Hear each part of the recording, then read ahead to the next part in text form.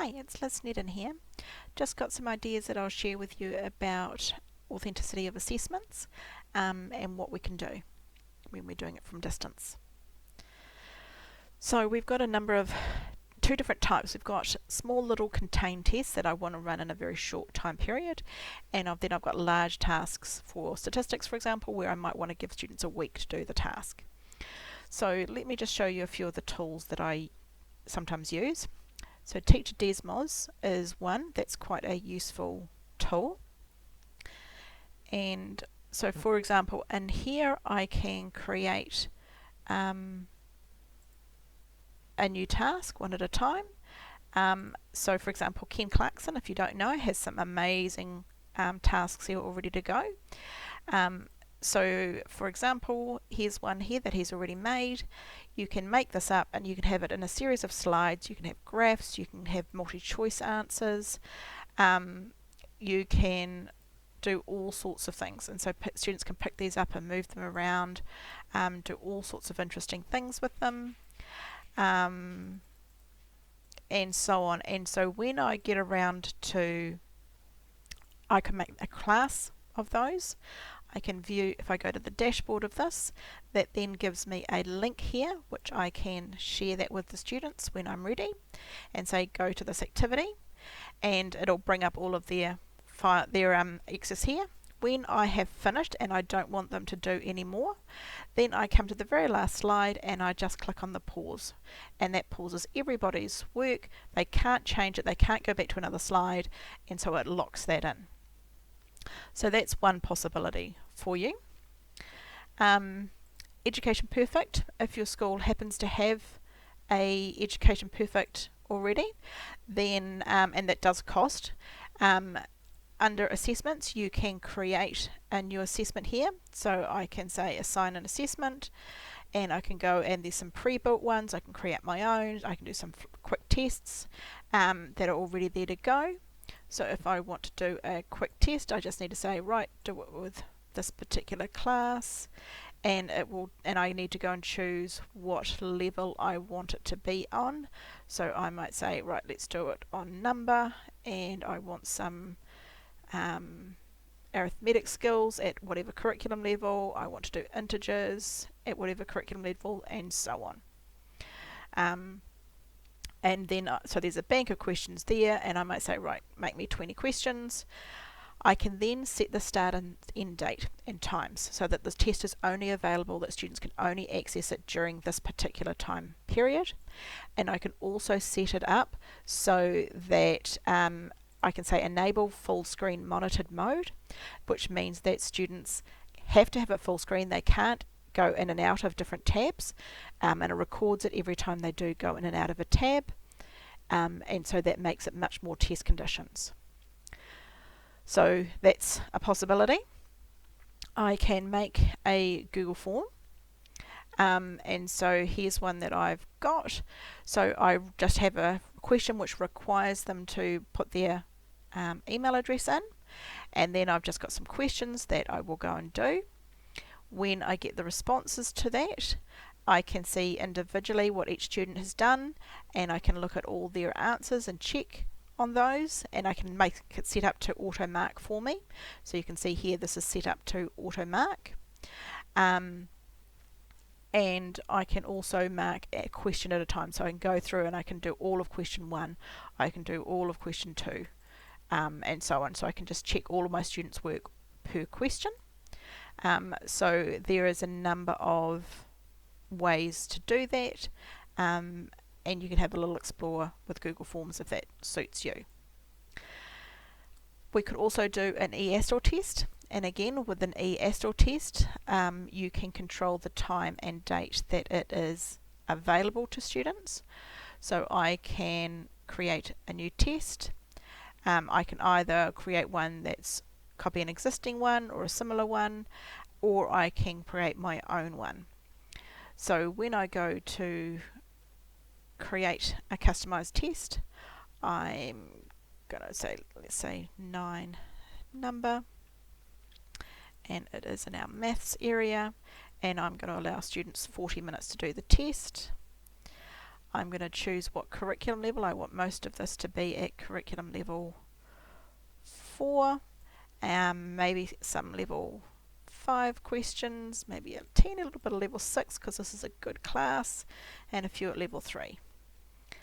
Oh, I can only do 3 levels. Okay, so let's do 3, 4 and 5. I won't do any 6s.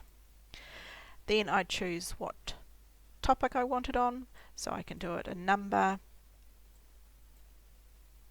there, and then I can say how long I want to set it, and so on. So I can go through and set that up. So those are some options that I use for small tests. The other one is if I want to do a large task. So I tend to use either Google, I've used both Google and Microsoft, and a good thing to do is to be able to do a practice run of any of these things first to iron out, make sure everyone's got their logons, they know their passwords, they know how to access it, all of those good things. So in terms of conditions, and this is the managing authenticity part, for small tasks, I want that set start time, set finish time. I often will contact home, and it might just be an email or whatever, and just let parents know on Tuesday we're going to be running a small test. Could you please ensure that during this time from 11 to 12 o'clock that you're monitoring your child to make sure that they are doing it under test conditions and not looking at their workbooks. Or you can make it open book and say, no, look, don't care, I just want to know if you actually know this stuff, but you've only got a limited time to do it in. So you can choose some of those kind of conditions. And one of the big things I've found when I ran these tests last week was I needed to be available so that I can either use Teams or Zoom to either chat to the kids if they have a particular question, what's my password, what's my username, because it was much quicker than email. Or so there were a couple of times when I actually needed to video call them, and I could get the student to share their screen with me, and I could talk them through what to do, and I could see what the problem was. So I did need to be available for that time. If I've got a large task, and this is particularly where a lot of the statistics comes in, there's a number of different things that I do. So for example, I can give the students a choice. I could give them 2 or 3 different data sets to choose from, and within each data set I can have quite a number of different variables so that there is quite a lot of variation in the number of bivariate graphs they might make, or the number of comparison multivariate inference graphs that they might make. Another really useful one is to get them to take a random sample, because by doing that, that ensures that every single student has their own data, different mean, different median, different interquartile range, etc. So if, for example, I was using, let's do the sports science data set, I might teach all of my students beforehand, I need you to go in and do a stratified sample, and I want you to take a sample of, now for year 11s actually, we want the sample to be 20 and 40. With the year 12s or 13s, I'd make it bigger. So I'd say, right, take a sample of 40 of each of those. Now go ahead, do your graph, and I might want to compare height with gender. Then they can get their summaries, get their box plot, but each of these statistics will be different because they've each taken a random sample from the data set that I've provided them with. So that's quite a useful one to be able to do. What else?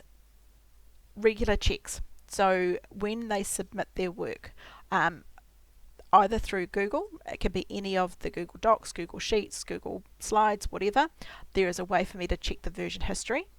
And same with in Word, Excel, PowerPoint, there is a way. So let me just show you those 2 options. So let me just open a document.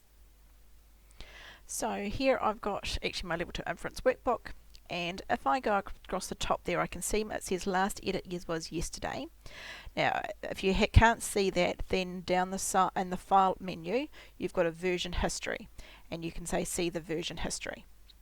So that takes me through to this, and what I can see is on this list here I can see all of the things that were changed in it. So I can, for example, look at any particular time and see, oh, okay, what was done at that moment in time. So on the 14th of March, I can now look and see what edits did I make. And what I'm looking for is when there's big blocks of things. So these were only a series of small ones, but if I get a student's work that they've copied and pasted a whole block all at once, it's quite possible that may not be their own work, because what I would expect to see is that the changes happen gradually over time. So that's if I was using any of my Google Docs, Sheets, etc. If I was to do this with with Word or anything, so just open up a random document that I've got here.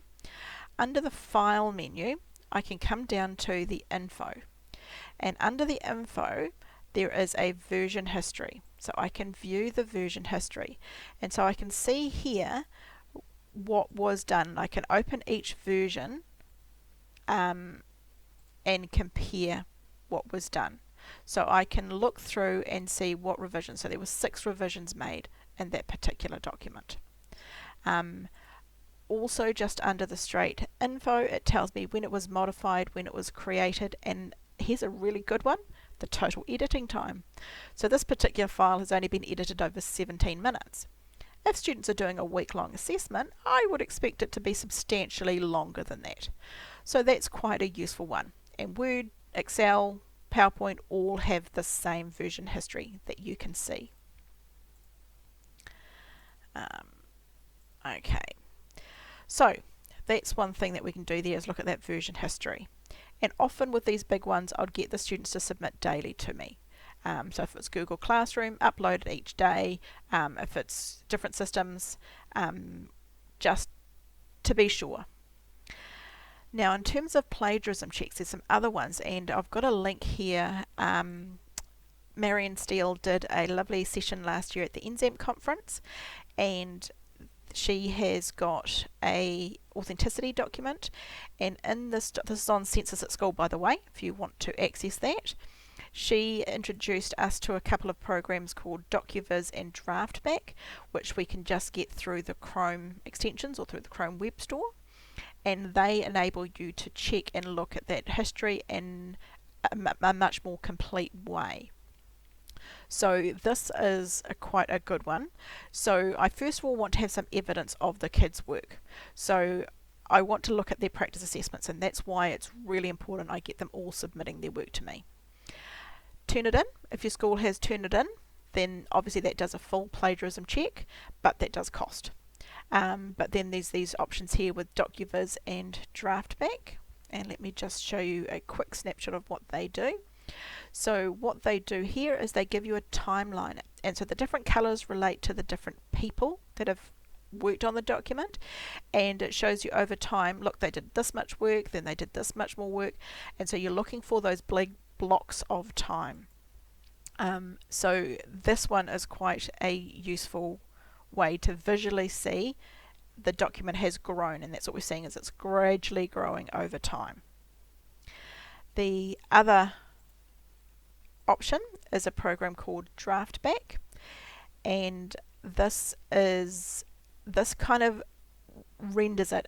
It literally rewrites it in real time, and you can speed up the time process, but it literally shows you step by step. Look, they typed this in, they typed this in, they typed this in, and so you can actually see the document building in front of you. So when you've got concerns, you can actually go and look and say, oh look, whole plonk of work just got created all at once. Whereas this one, I can see they're typing because it's just showing me on the screen at working in progress. So there are a number of choices for you and ideas. Hopefully they are helpful. If you do want to get in touch, please just let me know. I'm always happy to help.